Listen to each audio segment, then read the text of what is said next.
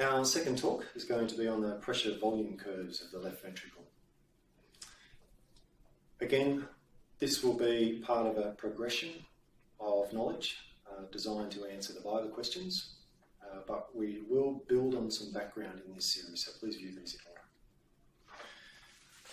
We'll first of all run through the types of questions that you'll see and some background knowledge associated with that. Hopefully, in the next couple of sessions, we can build on that knowledge so that these next few curves fall out quite easily.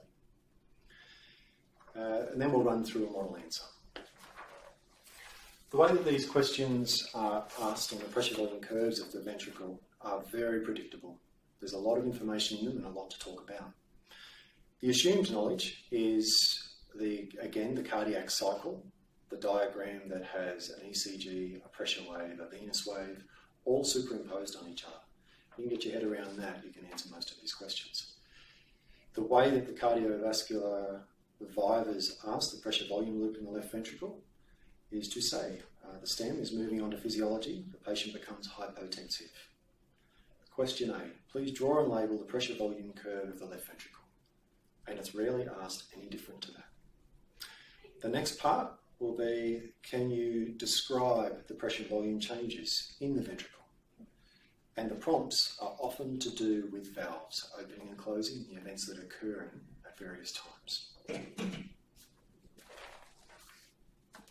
So the diagram we're talking about is this one.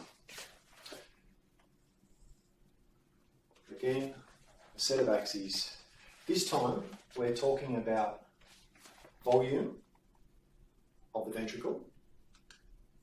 We're talking about pressure of the ventricle. And we're talking about two characteristic boundaries and the curve sitting in the middle with very distinct lines and points on it that are labelled A, B, C and D. And our job is to talk about what occurs in this area. We've all read the book. We understand that there's valves opening and closing, and there are long descriptive terms describing what's going on. To work out how we arrive at this, it's most helpful for this, the Frank-Starling curve, and a few other bits and pieces that we're going to be asked to build this knowledge from the start. If you understand where it comes from, it's very easy to answer these questions. So the first piece of assumed knowledge that we'll go through, that I'll ask you to go through independent of me, is the cardiac cycle. That complicated diagram, step through it second by second, and it becomes very easy. The next thing we're going to build on is how this curve arrives. Let's scrub out this piece in the middle for now and concentrate on the two orange curves. The bottom orange curve is called the diastolic curve. And the top one, the systolic curve. You'll notice this looks a lot like the Frank-Starling curve. We change a few things around and that's where we end up. To understand where these curves come from, we need to understand a few important things that deal with the way the heart is constructed. Everyone understands the way that cardiac muscle contracts, an excitation-contraction coupling. That's assumed knowledge here. What we're going to do is use that knowledge and build on it. If we take a small segment of cardiac muscle and hook it up to a point that has a pressure gauge on it and apply the pressure downwards, we can stretch this muscle. That muscle, like an elastic band, will have a pull associated with it, i.e. it'll resist the pull. What we can do is apply increasing pressure or tension to this, and we'll get an increasing force opposing us, much like a rubber band. That's what the cardiac muscle is. If we pull hard enough, we end up not being able to pull any further because we've reached the elastic limits of that piece of tissue. Now, that is a passive piece of tissue. and we're going to be changing its length if we do that. So what we end up with is a curve that everyone knows. We talk about tension or pressure, and we talk about length. So we end up with the length tension curve. And if we get a rubber band and stretch it, it does this. Eventually, it won't stretch anymore, and the tension goes way up until it breaks. And then the tension becomes zero again. This is of a strip of cardiac muscle in a test tube, no excitation, just passive. Now what we're going to do is apply a voltage to this muscle and zap it. When we zap it, it contracts. We're going to do that though at various lengths. So we're going to apply just enough tension here to acquire a length. And then what we're going to do is apply electricity to the muscle, create a twitch. When we apply that, we'll be able to measure a force that is increased along the length of the muscle, i.e. a tension in the muscle. By varying the length at which we stimulate the muscle, we will eventually have a lot of lengths that are associated with tensions created when we zap the muscle. But if we plot all of those out, we end up with this relationship. And then it does this. And that's a length-tension relationship of a striated muscle. We all know it very well. What we end up with is a situation whereby at small lengths, active contraction of a piece of cardiac muscle results in a tension. If we lengthen that muscle, we get an increase in tension. If we lengthen it further, we know a value of tension that doesn't get any bigger as we increase length. So there's a flat portion along here. Eventually, we increase length beyond a threshold out to here, and the tension developed starts to go down again. This is the length-tension relationship of a striated muscle. A piece of cardiac muscle has this problem. So we can get that same piece of cardiac muscle, treat it two different ways.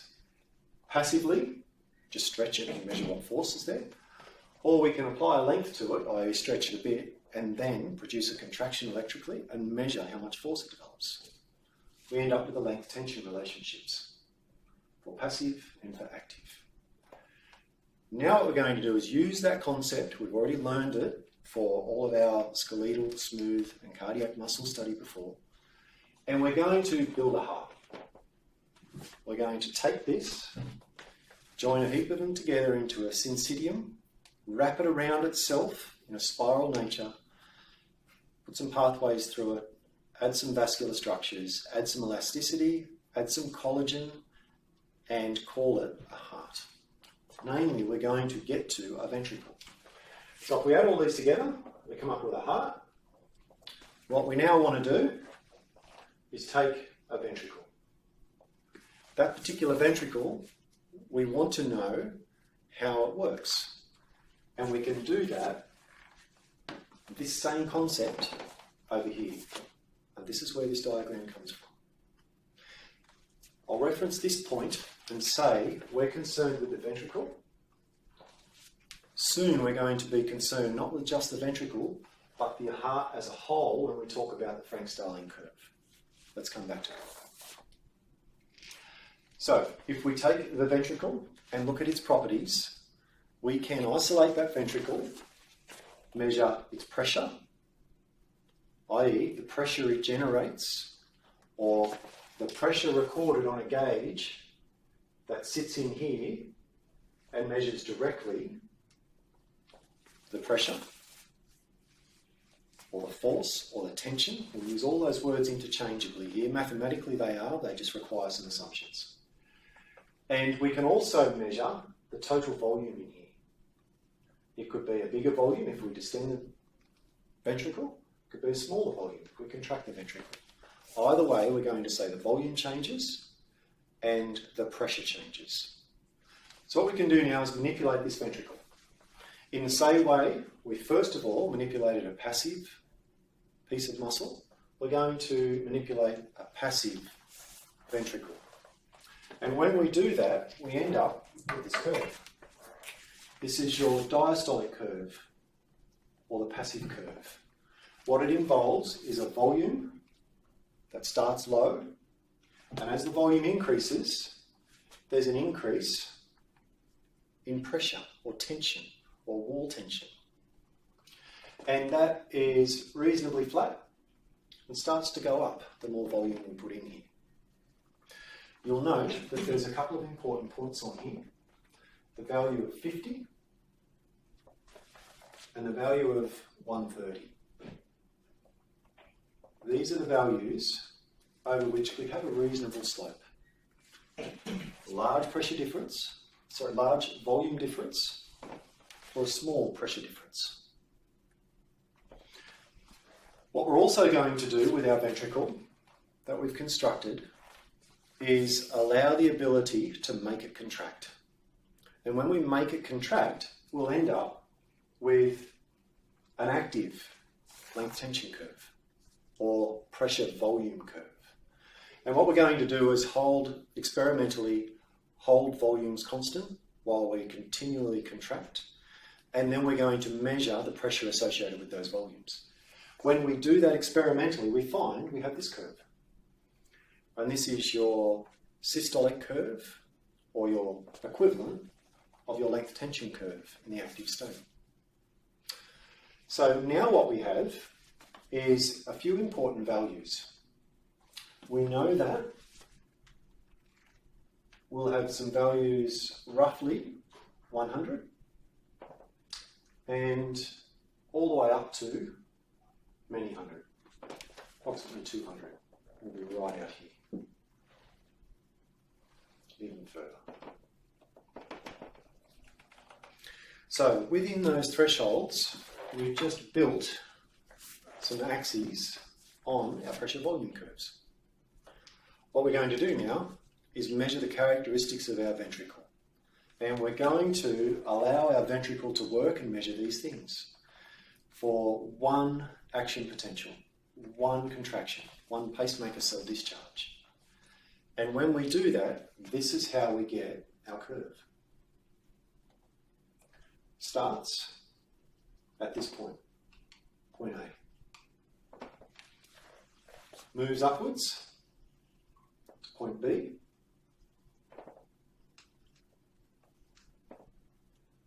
Changes to point C.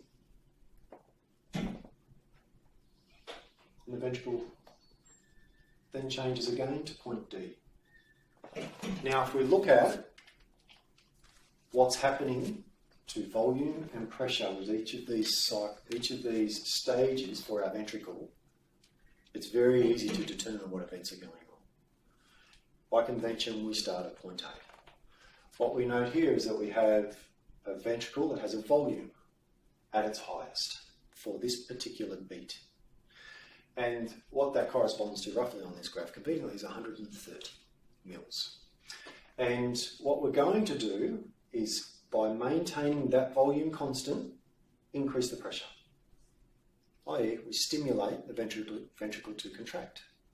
What will happen is the ventricle contracts, increases pressure, but its volume doesn't change. It's isovolumetric. So we have the isovolumetric part, or isovolumetric contraction of this ventricle. So we label that. That's an important point. It's isovolumetric contraction, which tells you there's another component to this. If you can imagine, we have a ventricle with a fixed volume with an increase in pressure, it's hooked up to an aorta. That aorta has an innate pressure to it. When we exceed the pressure in the ventricle, when the pressure in the ventricle exceeds the aortic pressure, aortic valve opens. So this is the point of aortic valve opening.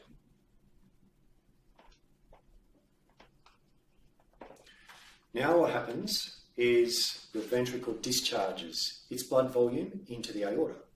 Again, that will mean the ventricular volume will decrease. It will go that way.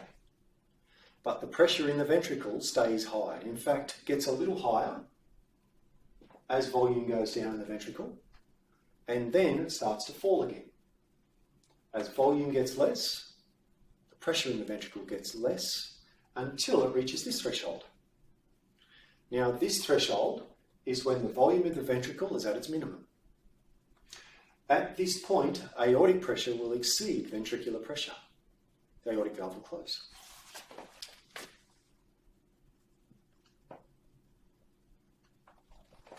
So the aortic valve closes, and what then happens is the contracted ventricle relaxes.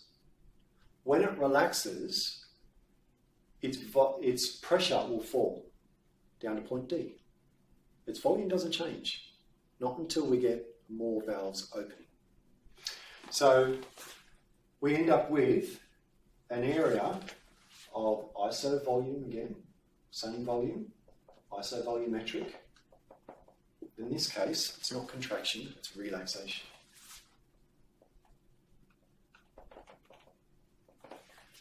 So the volume doesn't change, but the wall tension, the pressure in that ventricle drops dramatically.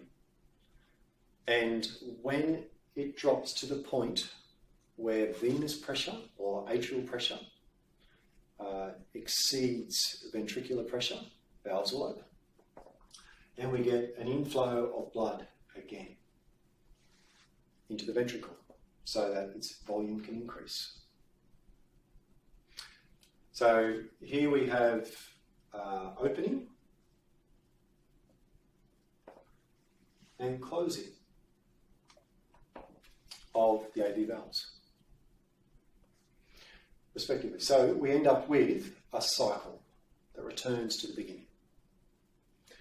Blood flows out of the ventricle and into the ventricle. This is ejection.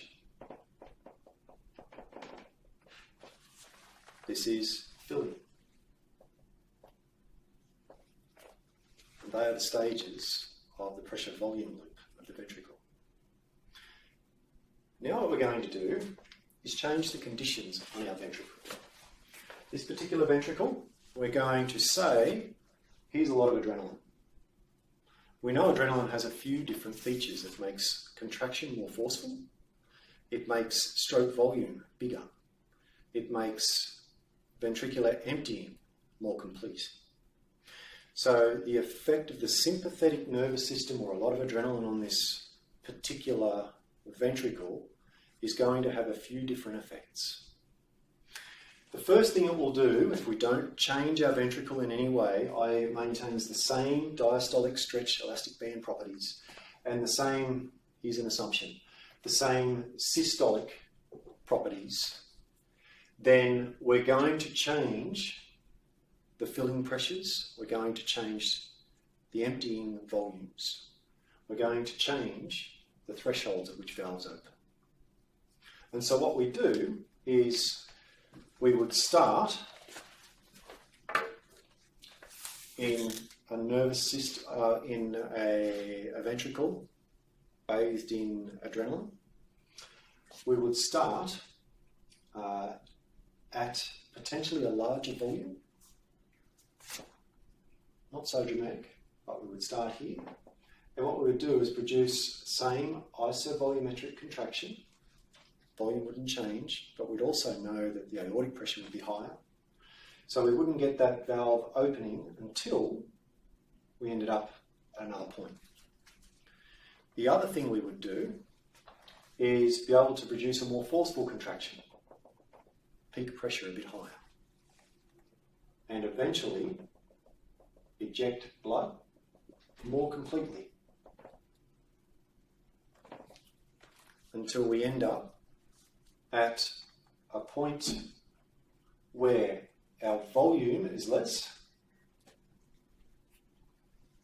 Remember, we're working within the constraints of this ventricle. This is not a performance based on the aortic pressure. This is a performance of our ventricle. So our ventricle empties more completely, and we shift this point. And then what happens is we repeat the process. So this would be a sympathetic curve.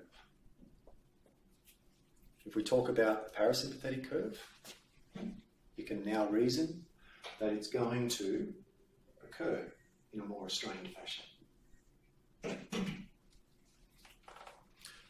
And so if you talk through the pressure and the volume relationships that occur with this particular ventricle, defined by these curves, then this is a pretty logical diagram.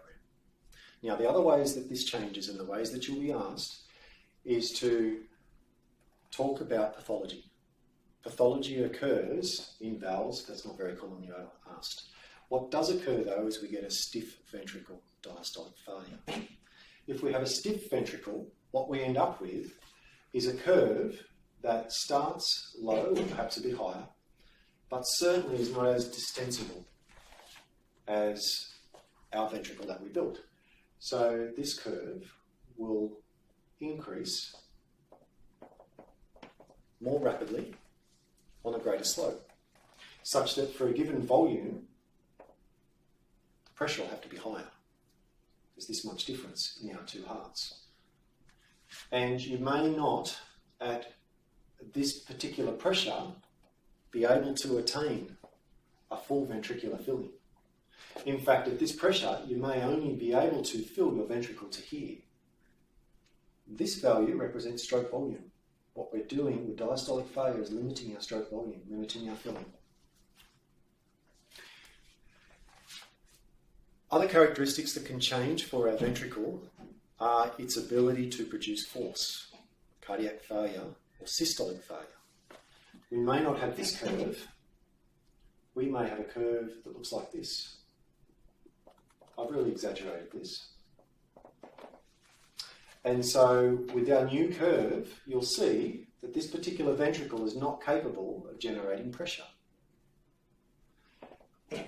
Our curve becomes limited in both of those examples to this.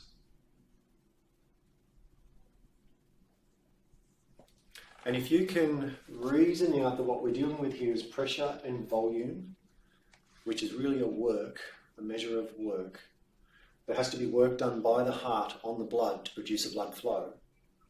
What we're dealing with here is the area of our black curve initially for our normal ventricle versus this area in here that we've constructed for our diseased heart with both diastolic and systolic failure. The amount of work being done here is not much. The reason it's not much is because that heart is not capable. It's a limited pathological heart. So there's an amount of cardiac blood flow that's required, cardiac output, for a person to live. If this is not big enough, that amount of work is not done to the blood, that blood does not flow, people don't survive. That's why cardiac failure is a problem.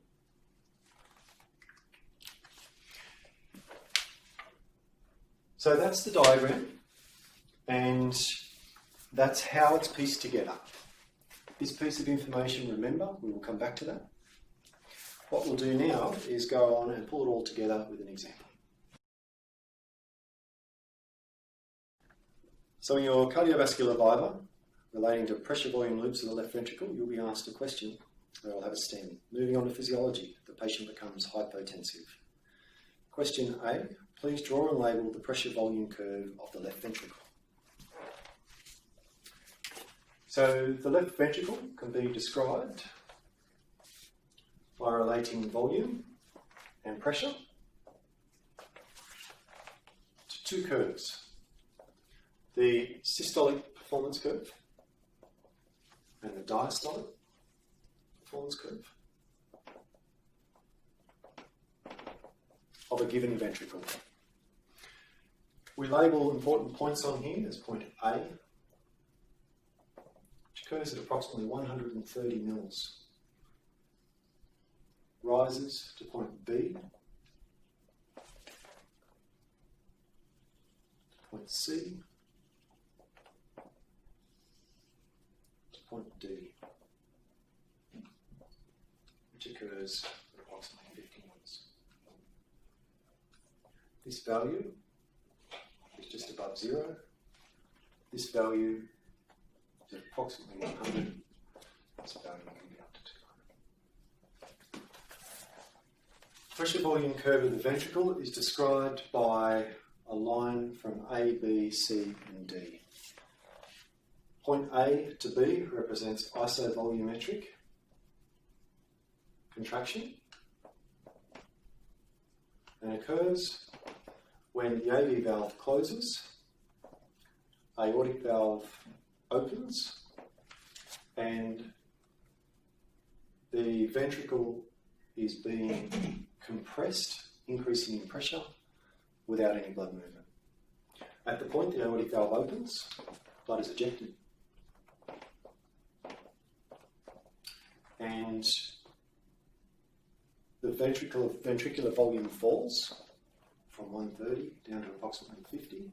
At this point, the aortic valve closes and the ventricle is allowed to relax. Its volume remains constant while its pressure falls. This is called isovolumetric relaxation.